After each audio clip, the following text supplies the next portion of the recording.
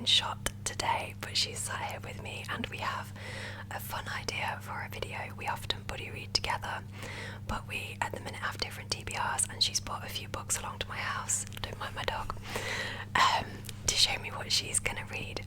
But we had a fun idea for a video. Yes, so I've brought my TBR list for sort of the beginning of this year, and I thought it would be fun if Silverfish was to guess what the book might be about just from looking at the front cover. That's 6 books in total, right? Yes. 6 books in total. Right. Hit me with number 1. Okay, so number 1. Thank you. So this book here is called Elin, and it is a novel without letters. A novel without letters by Mark Dunn.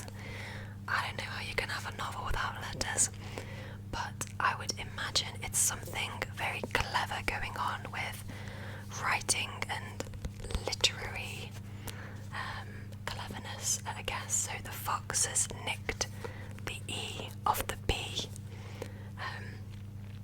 So I feel like it's going to be something clever about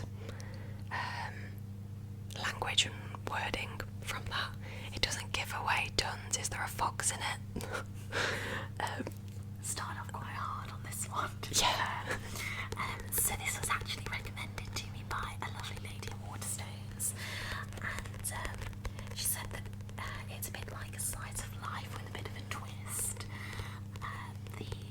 The writing is all in letter format, so it's letters between like family members, from what I understand, and it's all based around this little village, and I can't remember if is it Dollop. What's the name?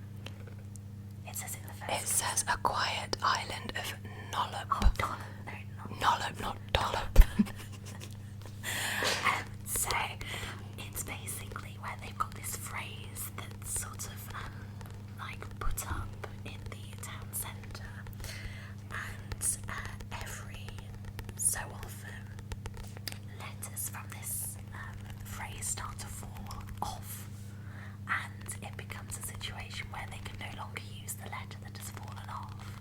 Oh, that's so cool. And so when this person in the main character is writing their letters to her family member, it's a situation where the letters become a little bit more and more strange, the less letters they're actually able to use in the letter. So in these later... so it's all in letter format. It's all in letter format. So there will be letters without a certain letter in. Yes. Letters without a certain letter in. Yeah, that makes sense. And I believe it ends up with potentially the only letters being L, M, N, O, P. Like Ella, Minnow, B, L, M, N, O, B. Yeah. Oh, that's really clever. What a cool book. And you said someone from Waterstones recommended it. When we go book shopping together, we often like to ask the Waterstones staff what books they would recommend. So that was a good thing for you to do, because they always come up with quite good ones, don't they? Yeah. I love that. I think that will be really interesting, unique, different kind of read, and the letter format will hopefully be fun. I definitely think so. I'm looking forward to this one. Yeah, I think it should be. Okay, mate, hit me with number 2. Okay, so this is my next one. That's very cute. I love the cover. So this is Shady Hollow by Jinu Black. Do you know how to pronounce that? Jinu. I wish I did. It might be more helpful if I did. Jinu Black, where it says it's a murder mystery, and from the front cover, which I love by the way, I'm thinking it's very cozy because it's got all these cool little like trees, trees and just like animals and cozy vibes it's giving me. I love these little like moon and stars going on, and the fact that the animals are wearing clothes makes me think we might have talking animals in this situation, which I never quite know how I feel about, to be fair, but it's kind of giving me like Wind in the Willows vibes. vibes. Yeah. And I do love that book so much. It's very, very close to my heart. I'm thinking pretty much animals in a sort of village doing some kind of murder mystery. Maybe the animals did the murdering. Okay, so you're not far off. So I came across this kind of a bit on a whim. Yeah. I was really getting into Knives Out, that movie. The movie, I've seen that, it was really good. So I really enjoyed the cosy vibes of Night Out, and also weirdly was getting really into the Wes Anderson film Fantastic Mr. Fox. I've not seen that, but I know of it. Yeah, and by some absolute fluke online, somebody had said that this was a cross between Fantastic Mr. Fox and also Knives Out, and it was kind of like a whodunit cozy mystery vibe. I love it, who's done it. I know, and so from what I understand, the main character is that lovely little fox in a dress. This one. Yeah. So She's cute. the fox in a dress is either, I'm not sure if she's a journalist or if she's a detective. She's not holding anything. Let me have a little look at the back quickly. Yeah, do it. So it says that she's a reporter. So she's Vera She's Vixen. reporting this murder mystery and trying to figure out which animals Yeah, so guilty. I know. love that. So reporter Vera Vixen has a nose for news. So I think that she kind of gets herself entangled with the murder mystery as she's sort of reporting on it. Now, Okay. this is the American cover. Oh, it's nice. Yeah, the British one didn't really do it for me. It was quite bright yellow. Oh, so you specifically ordered this cover? I did, yes. You've done that a few times. I have. Sometimes the American covers are just so much nicer. So there's 3 books in this series as far as I know. So I've bought all 3 now. Nice. I have read none of them, but I feel like that's the whole point of TBR. Exactly. Yeah. There's also a cute little map inside it as well if you wanted to have a little look. Let's have a look. I like a map. Shady Hollow and Environs. So it looks like we've got a little village here. We've got Mill Pond, we've got Highcliffe, Evergreen Chase, Downtown, Vera's house. I wonder if that's the reporter. Maple Heights. Yeah, it looks like we've got all these cute little houses where these little animals are gonna live. I love it. I think it looks really adorable, and adorable meets mystery is just a great combination. I'm so excited. And animals as well. Oh, I love that. A Wind in the Willows, who done it? Literally. So we're on to book number 3. Okay, so book number 3 is sort of a bit of a curveball for me so far. Okay. So, this is the book. So we have Tender is the Flesh by Augustina. Oh dear. Pastorica. Sorry if I've pronounced that wrong. Augustina Pastorica. So it looks quite intense. Tender is the Flesh immediately gives me smutty vibes for obvious reasons.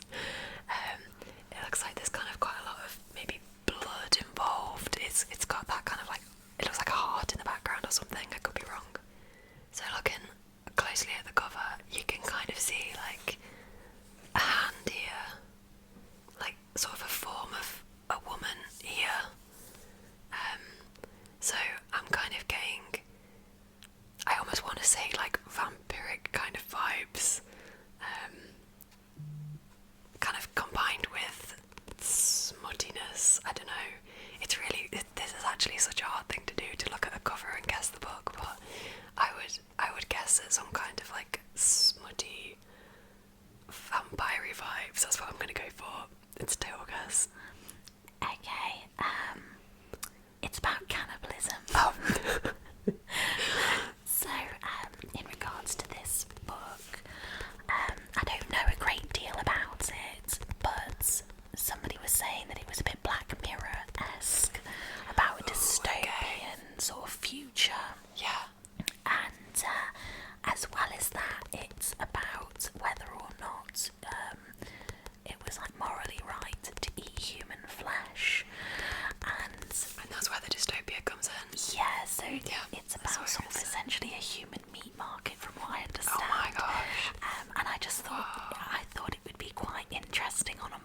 perspective. And you know, they said cannibalism, and I was like, yeah, I'm here for it. Sign me up. So, to be fair, it's such an interesting topic because you know we animals, and there is a definite like almost like a waste not want not sort of. I was actually listening to a thing on TV the other night about this, and they were saying something around like if you give your consent to be like eaten after you die, is there anything morally wrong about it? oh my goodness. I forget who was saying it. I think it actually might have even been on Big Fat Quiz of the Year. They were talking about it for some funny reason. I was about to say, what on earth are you watching? I think it was Big Fat Quiz of the Year. Someone started talking about like something that had come out this year that was about cannibalism. Okay, if you can hear a whirring in the background, much apologies. We've decided we're a little bit peckish and put on some nuggets. So this is not the normal video, it's just a bit of fun. Sorry. Apologies. But let's crack on with book number 4, right? Yes. 4. Okay, so for book number 4, we're going back to sort of like a fantasy vibe. I've seen this book around for sure. I've seen this on a few people's YouTube TBRs. So this is The Dark Window by Rachel Gillig. I don't know what it's about, but I'm thinking from the front we've got these old, are they churches, or at least just old architecture. We've got, it definitely gives me like set in old time kind of vibes. Yeah. And then we've got this girl here, and I saw at the top, it says Maiden, Monster, Martyr. So I'm kind of thinking she's like the maiden.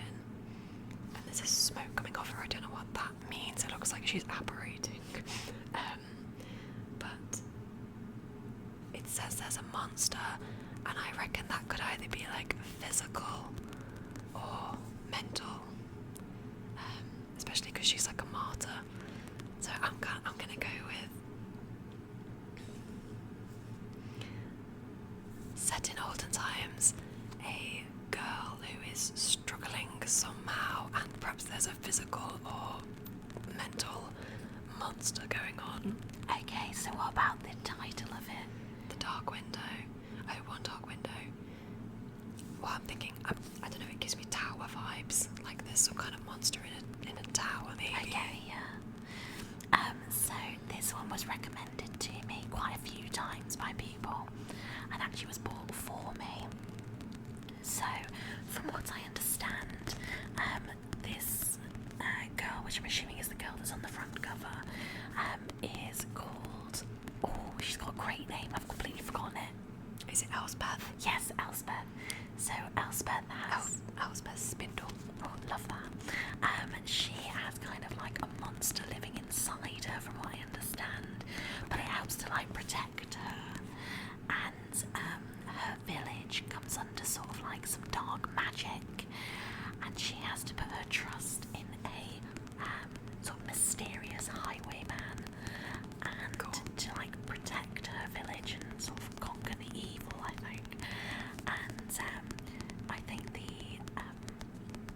relationship between her and the highwayman starts to become more romantic. Ooh, okay. And so it's a kind of a bit of a romantasy, like a fantasy romance. It says you're thrust into a world of shadow and deception. I have a feeling I sort of, like, in the back of my head had a little bit of knowledge about this from hearing about it. And I think that might be why I was thinking about the monster being, like, in her mind as well. I think something, like, awoke in the back of my mind when I saw this. Like her monster. Yeah, her monster. Cool. I think that'll be a fun one. Yeah, It's definitely. quite thick. But I think we could. yeah, hope you enjoy it. Okay, so on to book number 5. Okay, so this one's a bit of a chunky boy. I will Okay, say. okay. It's a bit of a tome. Thank you. Okay. It's got a very pretty cover, hasn't it? So this is Throne of the Fallen by Kris Maniscalco. Oh, I know this author. Yes, Didn't you do. Yeah,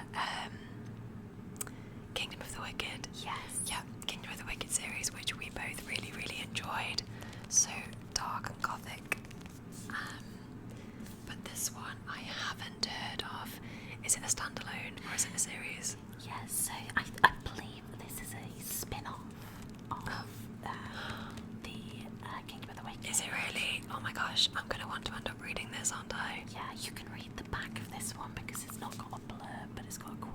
Oh, okay. She didn't want Prince Charming, she wanted the demon. So we've got a demon involved and we've got a little bit of a romance involved. I think maybe a little bit of a unconventional romance, perhaps. But whenever I see like throne and being and fallen, it reminds me of like Game of Thrones, but I'm thinking we've obviously got some kind of royal hierarchy going on. There's a key, but the key is on fire, so I'm thinking there's some kind of like family secrets involved. And in the key there's a green gem. What colour would you relate that to if you were thinking about Kingdom of the Wicked and the Seven Deadly Sins kind of thing? Envy. Yeah. It's envy, okay. Oh, cool. And so it's kind of a spin-off related to envy. Right. The House of Envy, and Oh, I've got actually, you. if you look inside, like under the dust jacket, it's got a beautiful bit of foiling as well. Oh, look how pretty this is. So this is House Envy. Oh, it's so cool. He was no jaguar. He was a wolf. That's gonna look gorgeous on your bookshelf. I know, I'm so love excited. it. Oh wow. It's always such a nice surprise when there's something pretty under the dust cover. Yeah, and also as well as that, Kris Maniscalco, she does another series that I'm hoping to delve into this year, which is the Stalking Jack the Ripper series. Okay. Now, I'm not 100% sure about sort of what that's all about. I'm assuming Jack the Ripper. But yeah, it's one that I'm going to be looking into this new year as well. So yeah. I hadn't heard of that one. But I think I'm gonna want to read this, especially if it's a spin-off from Kingdom of the Wicked, and the Jack the Ripper one sounds really cool as well.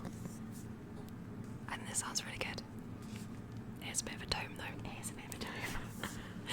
Okay. So on to the last book on your TBR. Yeah, so this one is a bit of a colour change. Oh, okay. It's a bit of an odd one to have on my bookshelf due to its colour. An odd one. Because it's quite bright. Oh, okay, because we have a lot of darkness enveloping our bookshelves. It's very glum bookshelf colouring. Yeah, it's beautiful. 6 crimson cranes. And again, it's one that I've definitely seen it hanging around in bookshops before and been quite drawn in by how beautiful this cover is. But I don't know anything about it immediately. It looks like it's set in kind of like maybe an East Asian setting. Yeah. Obviously these cranes have some kind of significance. They're also beautiful on this front cover. They look so nice. It looks kind of like fantasy fairy tale-esque. It's very dreamy. You know what? It kind of reminds me of The Lonely Castle in the Mirror. Oh yeah. Like the colour themes and sort of dreaminess of it really remind me of that. I love that. Yeah. Well, just to give you a bit more information, if you look on the back, it's got a little bit of a sort of quotey thing from it. We've got a princess, so I was right with the fairy tale vibes. Yes. We've got Princess in Exile, a shape-shifting dragon, 6 enchanted cranes, and an unspeakable curse. It will take more than magic to find their way home. So we've got a journey involved here as well. Yeah. Okay. So the bits it sort of leaves out in that one is that the 6 crimson cranes are actually her brothers. Oh, her brothers. Yeah, so from what I understand, we've got a main character who is to be betrothed to somebody, and she doesn't want to go through with the betrothal. Okay. And a sorceress kind of creates this curse, and the curse turns her brothers into cranes. But That's cool. Equally, she's not allowed to talk about the curse, and if she does talk about the curse, one of her brothers will die, so every word that she speaks, a brother will die. And That's not what I was expecting. no, it's a bit darker than the cover kind of lets off. Yeah. And from what I understand, to sort of like relieve like this curse, she's going on a journey to sort of figure out how to break it, but also on like a strange loop person she was meant to be betrothed to. So we've also got a little bit of romantic entanglement and romantic situation going on throughout it. Yeah, that sounds like such an interesting read, and I think the setting as well is going to be cool. I know. I love the idea of the cranes actually being her brothers. That's so cool. It sounds really unique. Because I think it's a bit different for me, because I tend to read books that seem to be sort of set more like in a fantasy medieval time, or like a fantasy, I don't know how to say it, like gothic vibe. We both do. But I think I've kind of sort of changed tune on this one a little bit. Yeah. And what I'm really hoping is that it brings in maybe a little bit of sort of East Asian culture as well in there. Like we got with Elin Castle. Exactly. Yeah. So that's the hope. Yeah. Yeah, I think this looks really, really good, really mystical and magical. Please let me know if you're enjoying it, because I might buddy read with you. Oh, amazing. Is that all the books? That is all the books. That concludes my Friends TBR. I've really enjoyed this video. Have you enjoyed this video? You know what? I really have. It's a bit different to have to whisper for this long period of time. Yeah. You know, hats off to you. But it has been a lot of fun, and sometimes it's really interesting to see what other people think about your TBR as well. Definitely. I love hearing about other people's TBR lists, because it just inspires your own. It's just interesting to open your mind to what other people find interesting and what they're reading. Are there any things on my TBR that you think you might be picking up? I definitely want to read Shady H. That sounds right up my street. I love animals in books, and I love a cozy mystery. I really want to read that one. I'm quite intrigued by the cannibalism one. just a morbid curiosity.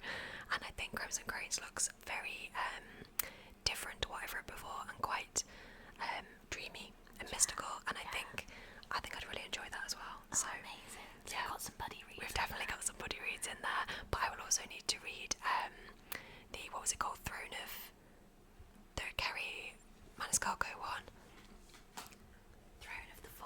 Throne of the Fallen. If that's a spin-off to Kingdom of the Wicked, I need to be there. Such a great time. Yeah. To be fair, you've added a lot of books to my TBR list. I'm really bad at doing that, to be fair. But I'm bad back at you, so 100%. that's okay. We spend each other's money. To be fair, this list could be a lot longer, but you'd know all the books because it'll be all the ones we're buddy reading together. Yeah. But I'm sure you'll let them know at another point. Definitely. Fabulous. But yeah, this has been really fun. If anybody else wants to give this a go, please feel very free. It could be like a fun little tag. If you have a friend who's also quite into reading, or someone in your family, ask them to show you their TBR and maybe try and guess what the books are about, because I think it is a fun idea. Yeah, don't judge a book by its cover. Yeah, exactly. Don't judge a book by its cover, as we've clearly found out from this video. But I hope you enjoyed watching it as well. I hope it was maybe a little tiny bit relaxing. And I hope you found some interesting books from it. And thank you so much for watching, and I will see you in the next video.